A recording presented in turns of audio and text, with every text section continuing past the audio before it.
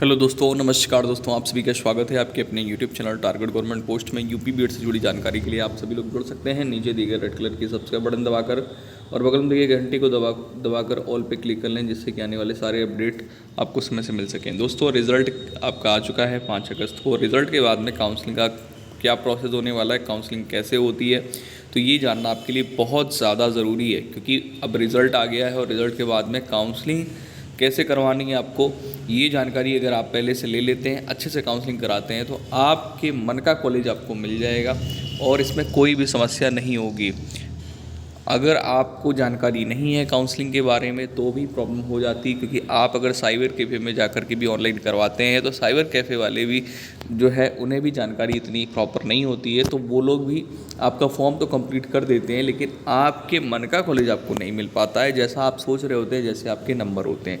तो चलिए, अगर अभी तक आपने लाइक नहीं किया तो लाइक ज़रूर किया करिए, जिससे कि आपको आगे की अपडेट समय से मिलती रहें। तो देखेंगे भाई काउंसलिंग कैसे होती है, क्या प्रोसेस होता है इसका, हमें क्या क्या करना होता है, क्या क्या डॉक्यूमेंट ज़रूरी होते हैं। चलिए चलते हैं ऑफिशियल डिटेल में। तो दोस्तों, आ चुके हैं काउंसलिंग के पूरे प्रोसेस में। काउंसलिंग कैसे होती है, ये सारे क्वेश्चंस आ रहे थे आप लोगों के। तो देखिए भाई, काउंसलिंग जो है ना, ये काउंसलिंग राउंड्स में होती है।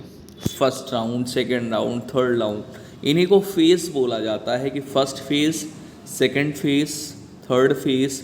तो ये क्या होता है दोस्तों, यहाँ पर ध्यान देना कि जो पहले चक्रण होता है काउंसलिंग का, तो इसमें फ़ेज़ होते हैं। First phase, second phase, third phase, जैसे कि मैंने आपको शेड्यूल दिखाया हुआ था, और फोर्थ फेज़, इस प्रकार से। उसके बाद में जब ये फेज़ कंप्लीट हो जाते हैं, सबकी काउंसलिंग यहाँ पे हो जाती है, जो रह जाते हैं फिर वो सेकंड वाले पूल काउंसलिंग में आते हैं। मतलब यहाँ पर सीटें भर गई हैं, फिर उसके बाद सीटें काउंट होती हैं, फिर पूल काउंसलिंग में सीटें भरी जाती हैं। ठीक है, तो पूल काउंसलिंग होती है। फिर पूल काउंसलिंग में भी अगर आपको सीट नहीं मिल रही है तो फिर आप क्या करते हैं, काउंसलिंग करा करके डायरेक्ट एडमिशन ले लेते हैं। अब यहाँ पर डायरेक्ट एडमिशन बहुत सारे लोग नहीं समझ पा रहे हैं दोस्तों। डायरेक्ट एडमिशन ये भी होता काउंसलिंग में ही है। काउंसलिंग करवाते हैं कॉलेज वाले, ठीक है, बिना काउंसलिंग के नहीं होता है, ऑनलाइन करवाना ही पड़ेगा। फिर क्या होता है, देखिए फोर्थ में जो सीटें रह जाती हैं, ठीक है, अल्पसंख्यक सीटों पर सीधे प्रवेश होता है, राइट। अल्पसंख्यक सीटें रह जाती हैं तो ये कॉलेज वाले सीधे प्रवेश लेते हैं, लेकिन ये भी काउंसलिंग करा करके। काउंसलिंग में भाग लेने के लिए कुछ आवश्यक जानकारी है, जो कि यहाँ पर साफ साफ दिया है कि काउंसलिंग में भाग लेने के लिए आवश्यकता है। देखो, पहली बात तो ये कि शुल्क की वापसी के लिए बैंक खाते का विवरण। अगर आपको सीट नहीं मिलती है तो आपका शुल्क जो वापस होगा वो किस में होगा, तो बैंक अकाउंट डिटेल देनी होगी फॉर रिफंड ऑफ फीस। जो आपका फीस एडवांस कॉलेज फीस जमा होगा 5,000 रुपये, वो ठीक है दोस्तों। इसके बाद क्या होता है कि आप जो अकाउंट डिटेल दे सकते हैं वो किसकी किसकी, आप अपनी दे सकते हैं, फादर की, मदर की, ओके। इसके बाद में आ जाइए आगे। अभ्यर्थी को सलाह दी जाती है कि वे अपने जनधन खाते का विवरण ना दें, क्योंकि क्रेडिट सीमा के कारण ऐसे खातों में शुल्क वापसी संभव नहीं हो पाती है। क्योंकि क्रेडिट जब होता है बैलेंस, तो वो मतलब जब होता है तो उसमें जो आपका ज़ीरो अकाउंट वाला बैलेंस है उसमें प्रॉब्लम आती है। एक साथ इतना बैलेंस नहीं भी जा पाता है ना, तो कई सारी समस्या आती है। तो साफ साफ यहाँ पर मेंशन किया हुआ है, इसको आप लोग ज़रूर ध्यान दें, ठीक है। चलिए आगे आ जाएंगे। अभ्यर्थी को अपना निम्नांकित विवरण देना है। अकाउंट संख्या, IFSC कोड, बैंक का नाम, ब्रांच, कौन सी ब्रांच है। इसके बाद में ये भी आपको ध्यान देना है भाई कि जो 2022 में जो अभ्यर्थी 2022 पात्रता परीक्षा में सम्मिलित हुए हैं, यानी जो उनकी क्वालिफ़िकेशन है उसके अकॉर्डिंग 2022 में शामिल हुए हैं, उन्हें काउंसलिंग पंजीकरण के समय अपनी पात्रता परीक्षा की अंक तालिका स्कैन कॉपी अपलोड करनी है। जब उनका रिज़ल्ट आ जाएगा तो उसकी स्कैन कॉपी इसमें क्या ना अपलोड करनी है, ठीक है। ये चीज़ आपको ध्यान देनी है।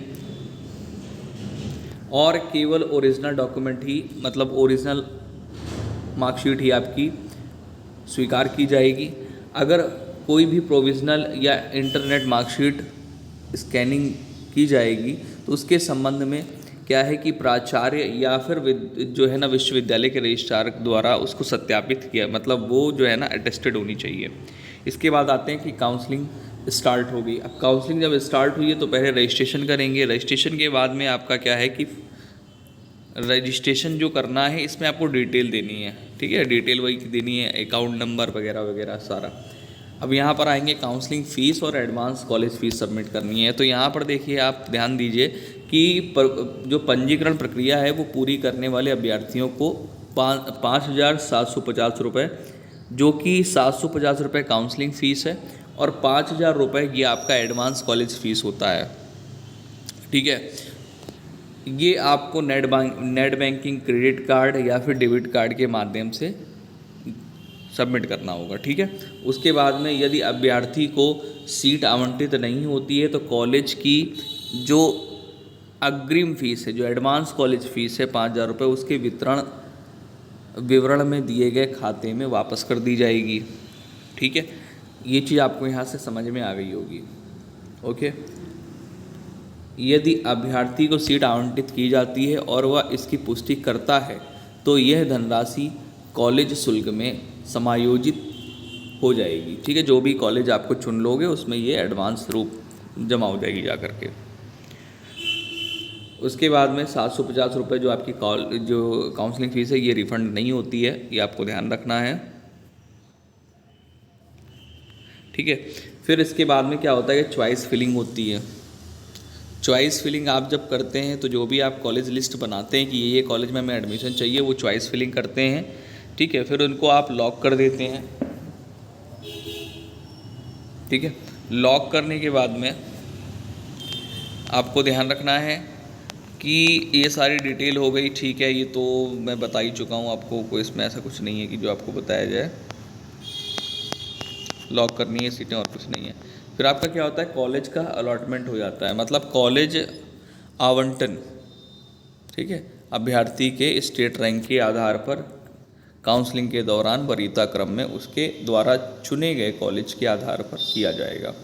अच्छा कॉलेज, अच्छा यहाँ पर ये भी समझ लीजिए, जो EWS वाले हैं, EWS रिजर्वेशन, ये आपका एडेड कॉलेज में, गवर्नमेंट कॉलेज में, सेल्फ फाइनेंस कॉलेज में 10% आपको जो है सीटें आरक्षित हैं। जो भी कॉलेज आपको मिल जाएगा उसका आपको जो है ना अलॉटमेंट लेटर डाउनलोड कर लेना है।